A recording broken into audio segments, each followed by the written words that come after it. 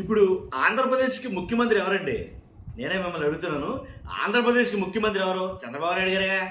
మరి ఏంటి కూటమి నేతల్లో కొంతమంది ఇంకా ఆయనే ముఖ్యమంత్రి, ఎవరో జగన్ గారే ముఖ్యమంత్రి అన్నట్టుగా అసలు ఒక్కొక్కసారి ఫ్లోలో మాట్లాడేస్తున్నారు. అంటే మనసులో ఏదుంటే అదే బయటకు వస్తుంది అంటారు. అది నిజమంటారా ఏంటి?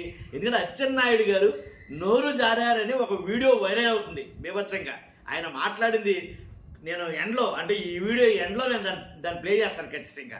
కానీ అచ్చెన్నాయుడు గారు నోరు జారిన వీడియో ఏంటనేది నేను ప్లే చేస్తాను. ఫస్ట్ అయితే లైక్ చేయండి. లైక్ చేస్తే నాకు మోటివేషన్ ఉంటుంది, ఎక్కువ మందికి ఇన్ఫర్మేషన్ షేర్ అవుతుంది. కొత్తగా మన ఛానల్ చూస్తే పక్కాగా సబ్స్క్రైబ్ చేయండి. మీ అమూల్యమైన అభిప్రాయాన్ని కామెంట్ రూపంలో తెలియజేయండి. అచ్చెన్నాయుడు గారు నోరు జారడం కామనే. ఎందుకంటే చాలాసార్లు చాలా రకాలుగా తమ పార్టీ గురించే, అలాగే చంద్రబాబు నాయుడు గారి గురించి, అలాగే తమ పార్టీ గురించి డాష్లో పార్టీ అని రకరకాలుగా మాట్లాడారు. ఆయన నోరు జారటంలో పెద్ద విశేషమేం లేదు.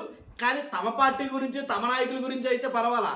కానీ ఇక్కడ జగన్మోహన్ రెడ్డి గారి గురించి ఏంటి, జగన్ గారు ఇంకా సీఎం అనే దృష్టిలోనే ఉన్నాడు ఆయన పాపం.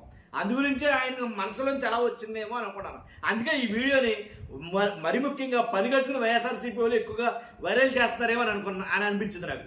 ఆయననే కాదు, కూటమిలో చాలామంది నేతలు, అనిత్ గారు కానీ ఇలా కొంతమంది ముఖ్య నేతలు కూడా చాలా సందర్భాల్లో నోరు జారుతా ఉన్నారు సీఎం జగన్ గారు అనుకుని. కానీ ఆయన సీఎం కాదు, మాజీ సీఎం. ఇంకా వాళ్ళు సీఎం అనే భ్రమలో ఉన్నారేమో అని అనిపిస్తుంది నాకు. కొన్ని సందర్భాల్లో అయితే కనుక వాళ్ళ పార్టీని గురించి వాళ్ళే ఏదో తిట్టుకోవడం, కాబట్టి పార్టీ అర్థమైపోవాలనుకోవడం, ఇలా చాలా సంఘటనలో చాలా సందర్భాలు ఎక్కువగా కూటమిలో జరుగుతూ ఉంటాయి.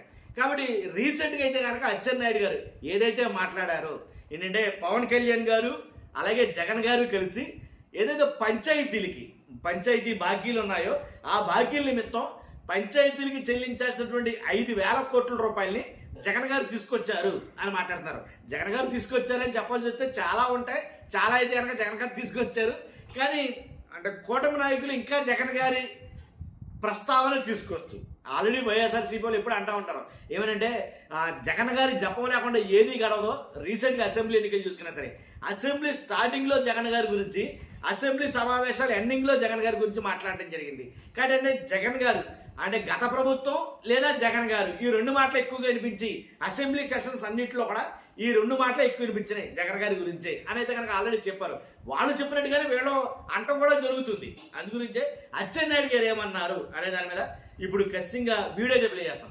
చూసిన తర్వాత మీ అభిప్రాయం ఖచ్చితంగా కామెంట్ రూపంలో తెలియజేయండి. ఫస్ట్ అయితే లైక్ చేయండి, కొత్తగా మన ఛానల్స్తో పక్కాగా సబ్స్క్రైబ్ చేయండి. Thank you. వీడియో చూడండి. 5,000 కోట్లు పవన్ కళ్యాణ్ గారు, జగన్మోహన్ రెడ్డి గారు తెచ్చి పంచాయతీలకు ఇచ్చాం. 16 మాసాల్లో పంచాయతీలకి బాకీ ఉన్నటువంటి 5,000 కోట్లు పవన్ కళ్యాణ్ గారు, జగన్మోహన్ రెడ్డి గారు తెచ్చి పంచాయతీలకి ఇచ్చాం.